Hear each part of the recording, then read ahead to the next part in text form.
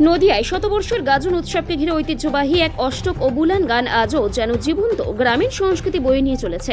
গোটা নদিয়ায় রয়েছে এই প্রথা। ঠিক তেমনই নদিয়ার শান্তিপুর 16 নম্বর ওয়ার্ডের স্টিমারঘাট এলাকায় প্রতি বছর চৈত্র মাসে অনুষ্ঠিত হয় নীল পুজো ও গাজন উৎসব।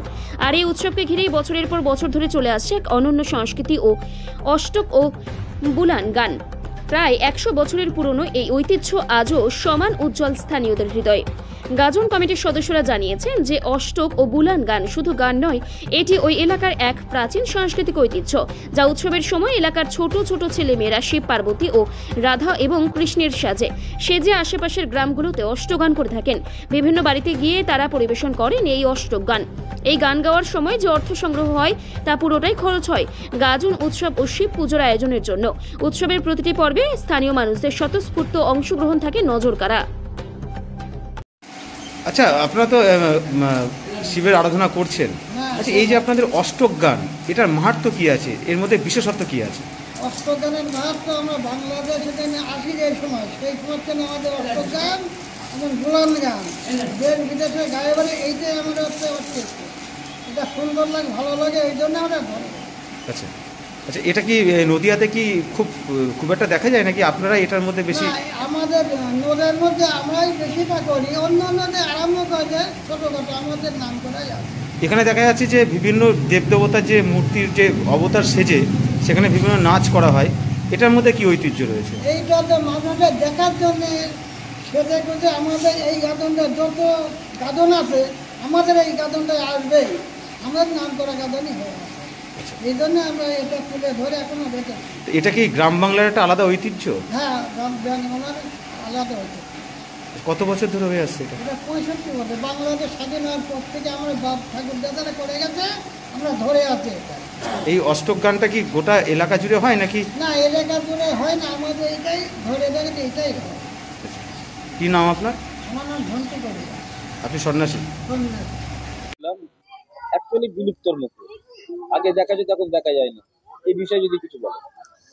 অষ্টক গানটা আমাদের গ্রাম বাংলার প্রাচীন ঐতিহ্য। তো আমাদের পূর্বপুরুষ থেকে অষ্টক গান, আমাদের যে চড়ক পুজো বা নীল পুজো হয়, এই নীল পুজোর একটা অঙ্গ হচ্ছে অষ্টক গান। অষ্টক গানের মধ্য দিয়ে আমাদের এই পুজোর সূচনা হয়। যদিও আজকে অনেক বারোয়ারি বা নীল পুজো কমিটির থেকে অষ্টক গান হতো, কিন্তু এখন সত্যি কথা বলতে এই মোবাইলের যুগে, সোশ্যাল মিডিয়ার যুগে অষ্টক গান প্রায় দেখাই যায় না।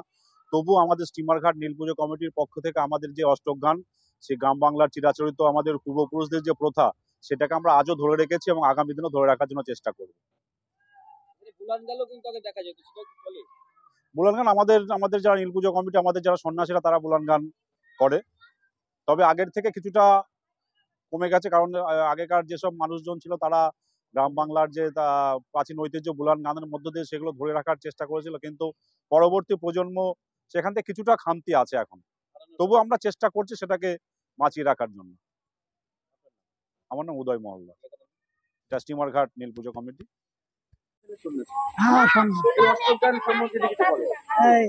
আমাদের এই গাদনে দীর্ঘদিন ধরে এই অষ্টক গানটা চলে আসছে, এটা খুব ভালো লাগে, ওই জন্য আমরা এখনো ধরে রেখেছি। এই যে এতগুলো সন্ন্যাসী নিয়ে আমরা পুজো পার্বণ করছি, এটা খুব আমাদের আনন্দ হয়। ওই জন্য আমাদের পুজোটা ছাড়তে মায়া লাগে। আমাদের উপরে যারা ছিল তারা তো মারা গেছে, তারা এই সময় তো আমাদের সম্মুখে নেই। আমরা আমাদের ঠেকিয়ে রেখেছি, আনন্দ দিতে লোক অনেক জন ভিড়ে যায় আমাদের সঙ্গে, আনন্দে পুজোটা আমরা করতে পারি। হ্যাঁ, সেটা যারা বুলান গান গাইতো তারা তো এখন এই যে নেই, কিছুটা আমরা পারি, সেটা আমরা গাই, যেটুকু পারি সেটুকু গাই, এখনো ধরে রেখেছি, ওটা কেন ছাড়িনি।